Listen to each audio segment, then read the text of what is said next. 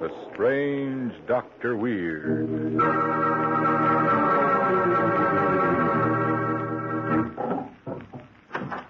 Good evening. Come in, won't you? Well, what's the matter? You seem nervous tonight. Perhaps the cemetery outside my house has upset you. But speaking of the cemetery, it reminds me of a story I want to tell you. About a murderer who was dead and buried, but who kept on killing people just the same. I call it Revenge from the Grave.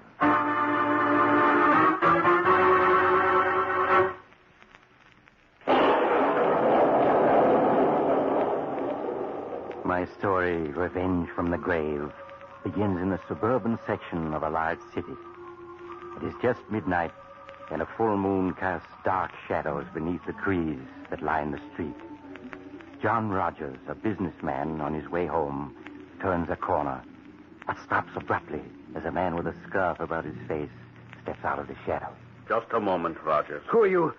What do you want? I want to talk to you. Get out of my way. Not so fast. A gun? What are you threatening me with a gun for? What have you got that scarf covering your face for? Because my face? Well, my looks have changed in the months since I was executed and buried. But you recognize my voice, don't you, Rogers? Yes. Ronaldo the Great.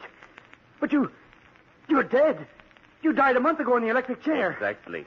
You were foreman of the jury that found me guilty. Guilty of murder. So... No!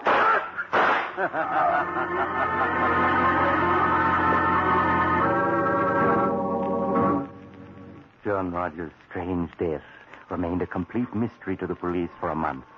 And then, early one evening, a pale-faced young man called upon Henry Wilson, the district attorney who had successfully convicted Ronaldo the Great, to tell him a story that Wilson found quite impossible to believe. Now, wait a minute. Let me get this straight. You say your name is Walter Jones and that you used to be assistant to Ronaldo the Great. That's right, Mr. Wilson. I was his assistant for 3 years. I see. And you're trying to tell me that last month Ronaldo climbed out of his grave and murdered John Rogers? Is that it? Yes. You see, Mr. Wilson, the day of Ronaldo's execution, I visited him at the prison. He'd sent for me, you see, and I can still hear his voice as he greeted me. Well, Walter, so you came. Yes, Ronaldo. What can I do for you? Tomorrow, after I'm gone, you must get the names and addresses of the judge, the prosecutor, and the 12 jurymen who sent me to my death. Their names and addresses? Yes. Write them down in my secret notebook and be sure to bury that notebook with me. I don't understand. Each month, on the night of the full moon, I shall return from my grave to execute one of the 14. I shall not sleep in peace until they are all dealt with. And did you put the names and addresses in his coffin when he was buried? Yes, and now I'm positive that Ronaldo is using them to get in touch with the 14 men he sworn to kill. Please, Mr. Wilson. Tonight the moon is full. Unless you do something, Ronaldo will kill someone else. Perhaps even you. Oh, my boy. Go home and get some sleep and forget all this. Nobody's going to be murdered tonight by Ronaldo's spook. I personally guarantee it.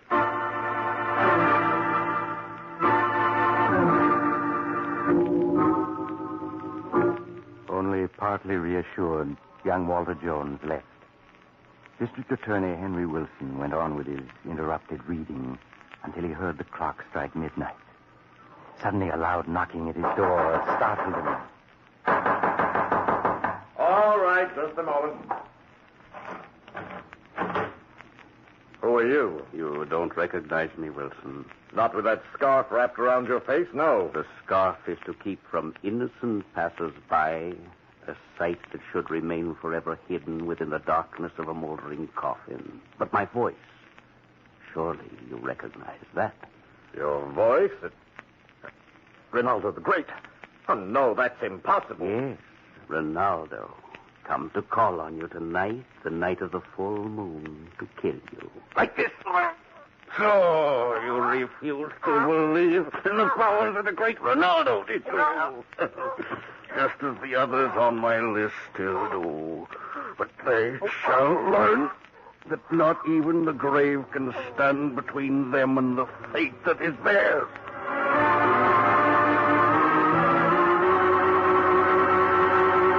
Say, Dr. Weird, what kind of a doctor are you?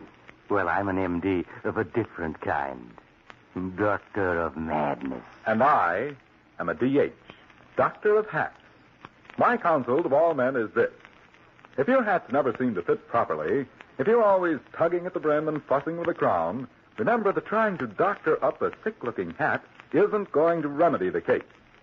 The best prescription is to get a hat that's designed from the start to keep in good shape and fit neatly. An Adam hat. Made of finest quality material, Adam hats have the stamina to wear well and are styled to the best taste. Color shades are distinctive and appropriate. For hats that reflect perfect craftsmanship, see the latest line of smartly fashioned Adam hats. Prices only $3.45 to $10 at all of the thousands of Adam hat stores and authorized dealers from coast to coast. Now, the good Dr. Weird. And now I'll continue my story, Revenge from the Grave. After the mysterious murder of District Attorney Wilson, young Walter Jones went to Judge Dexter, who had sentenced Ronaldo the Great to death. He told Judge Dexter the whole story of Ronaldo's vow of vengeance and was greeted, as he feared, with skepticism. Now, Jones, you want me to believe that Ronaldo the Great, dead and buried for 2 months, emerged from his coffin that night to strangle Wilson? It's true. I know it's true. If you really believe that, why didn't you go to the police immediately? They just have laughed at me. Besides, I didn't want to believe it was true. But tonight the moon is full again. Huh? And tonight he'll kill someone else unless we stop him. I know he will. Just what do you propose we do? We must go to the cemetery tonight. Just the two of us. And open Ronaldo's coffin. Take away that list of names and addresses that I buried with him. Then he'll be helpless. I see you believe all this, Jones. Well, just to set your mind at rest, I'll go to the cemetery with you and prove to you once and for all that Ronaldo the Great is dead and quite incapable of coming back to harm anyone.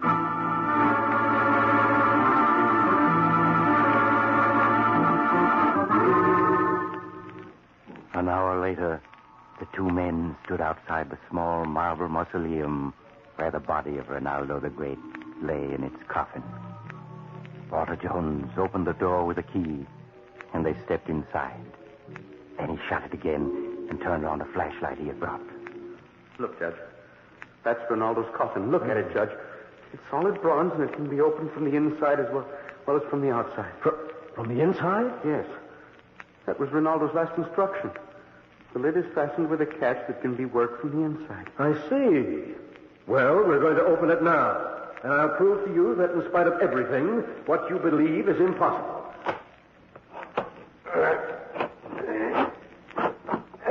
There. Now shine the flashlight inside. You see? Ronaldo. There's Ronaldo the Great. Dead if I ever saw a dead man. Now, are you convinced? Look. There's the notebook with the names and addresses of the men he swore vengeance on. And in his hand, look, Judge. Merciful heavens, a revolver. The gun he shot John Rogers with. It must be. No, it's impossible. Oh, the flashlight. What's happened to it? Something knocked it out of my hand. You fool, you dropped it. Pick it up and turn it on again. It's black as pitch in here. No, Ronaldo.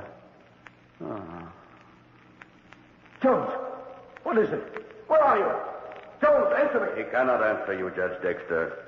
I have silenced him for the time being. Ronaldo. At your service, my dear Judge. No, I don't believe it. It's not possible. You're dead.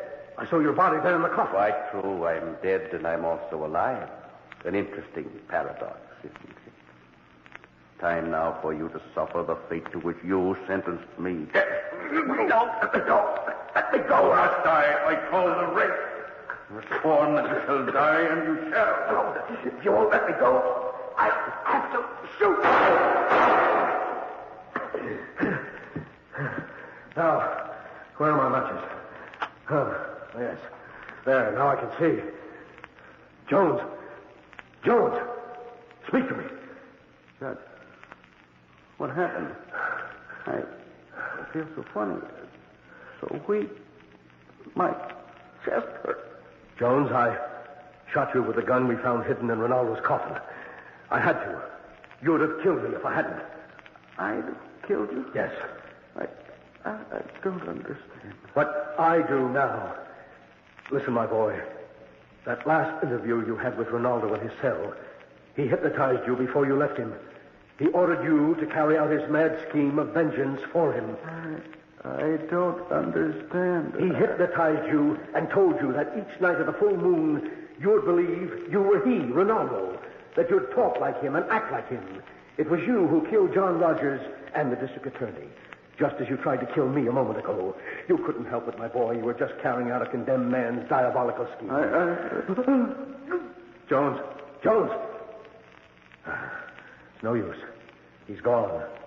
And Ronaldo the Great is really dead. At last.